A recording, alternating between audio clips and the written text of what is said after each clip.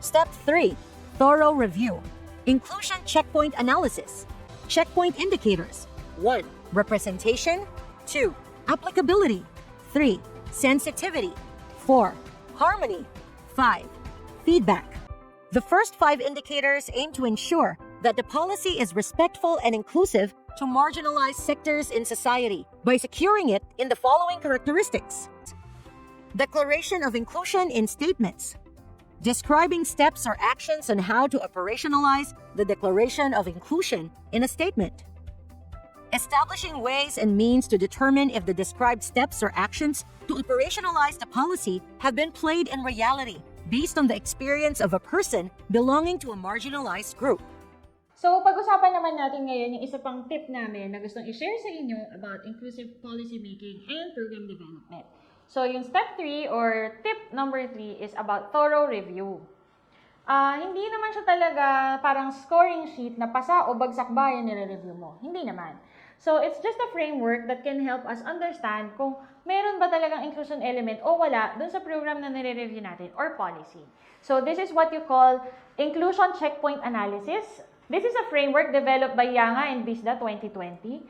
So, bagong-bago pa lang siya, year 2020 lang ito nagawa. And I guess, maganda rin siyang subukan na gamitin natin kasi naka-JEDC lens na siya. Kanina, minention ko na yung JEDC sa 7S. Ano nga ba ulit yung JEDC? JEDC is Gender Equality, Disability, and Social Inclusion. So, pag sinabi natin JEDC, ito yung lens na kung saan lahat ay kasali, walang maiiwan. Hindi maiiwan ng gender, hindi maiiwan ng disability, at hindi rin maiiwan yung iba pang marginalized groups na kailangan socially included tulad ng senior citizen, those from different ethnic groups, religious minorities, migrant workers, etc. etc. Marami yan. So, JEDC po yung sinasabi natin dyan. At ito rin yung inspiration namin ni Eliseo Yanga III kung bakit kami nakapag-develop ng ganitong framework. So, ano ba yung inclusion checkpoint na ito? Para siyang yung usual or traditional checkpoint sa kalye na dumadaan ka, hihinto ka, kasi i-check ka. Mag-uusap kayo, kung okay, makakalampas ka na. Pag hindi, pag-uusapan nyo, ano ba yung problema? So, parang ganun lang yung idea ng inclusion checkpoint analysis. So, it has 5 indicators. So, tignan natin at isa-isayin natin yung mga checkpoint na to. So, checkpoint number 1 or indicator number 1 is representation. Sa representation, ang kailangan natin dito makita sa policy or sa program ay kung represented ba ang JEDC. Represented ba siya in a way na, let's say, sa equal opportunity employer, usually sinasabi, irrespective of race, disability, gender, marital status, etc., etc., you'll not be discriminated because of this and that, ganyan. So, let's see kung sa policy statement, sa program, na-mention ba yung representation ng marginalized group. We just need to make sure na considered talaga sila or part talaga sila nung ginawa yung policy na yon. So, that's for your representation. It's just merely checking kung may representation ng isang marginalized group. And better kung lahat well-represented. Number 2, or checkpoint indicator number 2, yung applicability. Sa applicability, kailangan natin i-review yung policy or program na kung saan paano nagiging applicable yung mga provisions nito or mandates. So, halimbawa, magpe-prepare tayo ng training. Definitely, may guidelines tayong susundin sa office. So, kapag magpe-prepare or mag-organize tayo ng ganitong activity, susundin natin yon syempre. Pero, ang tanong, pag chinek ba natin yung guidelines, applicable and inclusive ba siya sa JEDC na sinasabi? For example, for Muslims, dapat kinoconsider ninyo na may prayer time sila. Dapat kinoconsider ninyo na meron dapat provision sa training guidelines, lalo na kapag may nagko-conduct na training na hindi mo iisipin na kapag nag-excuse siya or lumabas siya sandali para mag-pray, hindi mo iisipin na binabastos yung class mo or ayaw nang makinig sa'yo. Dapat meron tayong understanding and kinoconsider natin. Meron talagang designated time kung kailan nagpe-pray yung fellow Muslim participants natin. So, kailangan may ganun tayong applicability na indicator sa mga policy and programs. Kung halimbawa naman, sa pagkain, ano ba yung guidelines niyo kapag ka naglo-launch or nag-organize kayo ng event sa hotel? Kino-consider nyo ba yung mga may food restrictions? Kino-consider nyo ba yung, let's say, meron kasing mga health issues na hindi pwede sa ganitong food? Kino-consider nyo ba yon at inaalam niyo para kumpleto yung information niyo pag nag-coordinate and nag-negotiate kayo sa isang hotel or sa isang training venue? Simple lang yun, no? Pero it means a lot when you consider JEDC in whatever you do. Let's consider disability as an example. Kunwari may training. Paano dapat gawin ng isang trainer na inclusive ang kanyang class? Let's say, kumukuha ba kayo ng sign language interpreter na nag-e-explain or nagta-translate ng discussion habang nagdi-discuss yung trainer? Kasi dito natin makikita yung tinatawag na user experience or training experience ng clients natin. So, we need to make sure na yung applicability na indicator nandyan kasi kapag applicable and inclusive yung mga elements na nandun sa guidelines, we can ensure that the client experience or user experience ng ating clients ay talagang mataas and very, very pleasant.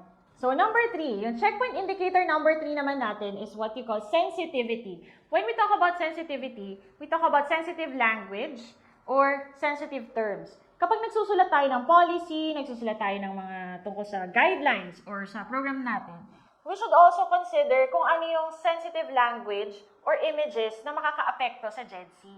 For example, we don't call disabled persons na yung persons with disabilities. Hence, we call them person with disability na. As we have learned also sa Module 2 or Module 3 about person-first principle, diba? Or person-first language. Na sensitivity-wise, ito yon. So, when we use terms, lalo na nasa writing to, sinusulat natin siya or part siya ng policy na ginagawa natin. We need to make sure na we're sensitive din sa language that we use or terms we use for different marginalized groups. Halimbawa, gumagawa tayo ng textbooks or modules. We need to ensure na kung maglalagay tayo ng image dyan as, let's say, gagamitin siyang example para ma-support yung ina-explain natin sa module or sa textbook. We need to consult also yung mga kapatid natin from ethnic communities o yung people from different ethnicities, rather. Kasi meron silang mga symbols na hindi natin kilala at we need to educate ourselves tungkol doon. Baka kasi magkamali tayo at di natin inaakala na nakaka-disrespect na pala tayo ng symbols.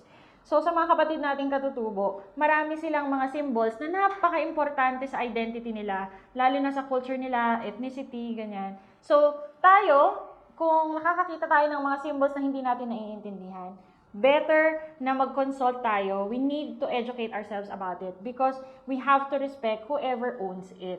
Kaya pagdating sa sensitive language, isama na rin natin dyan yung paggamit ng tamang symbols kung sinusulat man natin yan or sinasama natin yan sa mga modules, policy, etc. Kasi, yun nga, may mga certain population or groups na kung saan napaka-sacred nito sa kanila.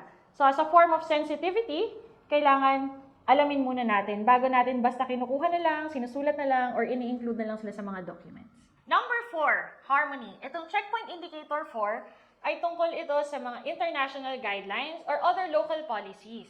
So, kanina, pinag-usapan natin sa Module 4 yung mga international guidelines, treaties, yung UNCEDAW, UNCRPD, at basta marami pa talaga yan na mga laws, whether international or local. Bakit kailangan natin siya sa checkpoint analysis? Kailangan kasi sa indicator 4, sa harmony, by the name itself, kailangan yung harmony, makita natin yan sa ginagawa nating policy or program. Dapat hindi siya violative sa mga provisions or mandates ng international policies na kung saan obliged tayong mag-comply. Kagaya ng UNCRPD. We ratified it and we signed it at the same time. So, we are required to follow, we are required to implement that. So, pag gumagawa tayo ng mga policies, we need to consult that international treaty para ma-make sure natin na align sila rather than vina-violate nila ang isa't isa. So, this is technically what checkpoint indicator number 4 is all about, which is harmony, na dapat aligned yung mga batas para pag gumawa tayo, hindi siya violation of another. So, we really need to be careful. Kaya nga, kailangan guided talaga tayo ng iba't ibang frameworks, lalo na ng mga policies, dahil dun din naman natin i-frame or dun din naman natin ipapattern yung gagawin nating mga bagong policies or if magre-revise tayo or magre-reform tayo ng existing policies. Checkpoint indicator number 5. Ang checkpoint indicator 5 ay feedback. So, ano ba yung kailangan nating makita pag feedback ang pinag-uusapan? Hanapin natin yung isang element sa isang policy or program o kahit sa services, no? Lalo na nga sa services kasi ito yung ina-avail at dito may malakas na transaction araw-araw. So, kailangan natin malaman kung nasan yung feedback loop or yung feedback avenue. Kasi dito dadalo yung information coming from our clients. Sino ba yung sinaserve ng policy natin? Sino ba yung beneficiary ng ating programs? And sa feedback avenue na ito, dito nila maipapaalam sa atin kung ano pa yung maaaring problema ng policy na ito. Kung hindi naman problema sa policy, at least alam nila paano sila makikipag-usap sa atin. Dahil meron pa rin naman sila definitely mga suggestions or questions na tayo lang ang makaka-attend bilang policy officer or bilang the lead person na nagpapatupad ng program. So there must be a feedback loop kasi ito yung communication channel between you as policy developer or policy maker, you as program developer, you as service provider, you as guide focal person, and you as a disability community leader. So we need to establish a feedback mechanism kung saan pwede tayo mag-usap. Ito dapat yung community channel for everything and any concern na gusto nilang ilapit. Ganon din naman kayo. Hindi naman din siya one way. Dapat sa feedback loop, dito rin ninyo padaanin kung ano yung gusto niyo i-communicate sa mga sinuserve ninyong clients or beneficiaries. So sa 5 checkpoint indicators na na-discuss ko kanina, I'd like to suggest na subukan natin siya, gamitin natin siya sa isang actual review of a policy para malaman natin kung matutulungan niya ba talaga tayo na makita yung mga elements na dapat na-discuss natin doon, na consider natin, lalo na ang pinaka-focus talaga ng Train the Trainers program ng NCDA ay inclusion. So, tingnan natin kung matutulungan tayo ng checkpoint analysis. And I do hope makatulong talaga siya para ma-remind tayo na, ay, wala palang representation yung disability dito, hindi pala tayo sensitive dito, hindi pala applicable. Naku, hindi rin tayo aligned kasi hindi in harmony sa international treaties and guidelines yung ginagawa natin. And kailangan pala natin gamitin yung feedback para magkaroon ng communication channel. So, I do hope talagang makatulong siya. And moving along sa discussion natin on checkpoint analysis, I'd like to share also kung paano ba siya dapat tinitingnan or ano ba talaga yung pinaka-aim, bakit ba tayo nagsa-checkpoint? Ang aim talaga ng inclusion checkpoint analysis is to ensure na we are very respectful of GEDC, gender, disability, and social inclusion, or in other words, ng marginalized sector. Kailangan lagi silang kasama, lagi silang kasali, at hindi natin sila naiiwan every time we think about policy, programs, and services. Kaya nandyan yung checkpoint analysis to help us remember what we should always remember about our marginalized groups. Now, ano ba talaga yung mga general perspectives? Bakit natin ginagawa yung inclusion checkpoint analysis? Kasi number 1, gusto natin ma-declare o maisama lagi sa mga declaration ng policy or ng programs na itong mga ito na nasa GEDC, kasama sila. Kaya nga nandyan yung representation. We need to make sure na laging walang naiiwang marginalized group. Number 2, we need to describe kung paano ma-operationalize yung policies na ito or programs. Kaya nga nandyan yung checkpoint indicators natin sa number 2, which is applicability, isama na rin natin yung sensitivity, at isama na rin natin dyan yung harmony. Kasi kailangan makita talaga natin, number 1, hindi niya bina-violate ang ibang laws, bagkos dapat aligned sila. Kailangan alam din natin kung paano siya i-operationalize sa pamamagitan ng applicability and how inclusive the process is para ma-ensure natin na walang maiiwan sa proseso when we talk about marginalized sector. Yung third aim natin kung bakit natin ginagawa yung inclusion checkpoint analysis is para ma-establish and malaman specifically yung information from target groups. Ito yung marginalized sector, kung ano ba yung experience nila. This is the reason why gusto nating mag-establish ng communication channel or feedback mechanism para alam natin kung effective ba yung policy, may problema ba, meron pa rin bang gaps despite the fact na sinubukan natin gawing super inclusive ito. At syempre, dahil sa feedback mechanism, doon tayo magkakaroon ng exchanges of insights, exchanges of perspectives. Dito natin malalaman kung meron pa silang masasuggest how to make our policies, services, and programs better. So, I hope yung tatlong naibigay namin or na-share namin sa inyong tips. Number 1, problem chart analysis. Makatulong sa pag-aayos ng problema at malaman talaga natin yung root cause. And then yung number 2, yung 7S McKinsey, sana makatulong naman din siya in diagnosing further or sabihin natin makalkal natin ng malalim kung saan talaga nagsisimula yung issue para alam din natin kung paano natin siya i-address. And number 3, yung inclusion checkpoint analysis, gusto natin na sa bawat gawa natin ng policy, services, and programs, lagi tayong nare-remind about GEDC concerns and GEDC inclusion.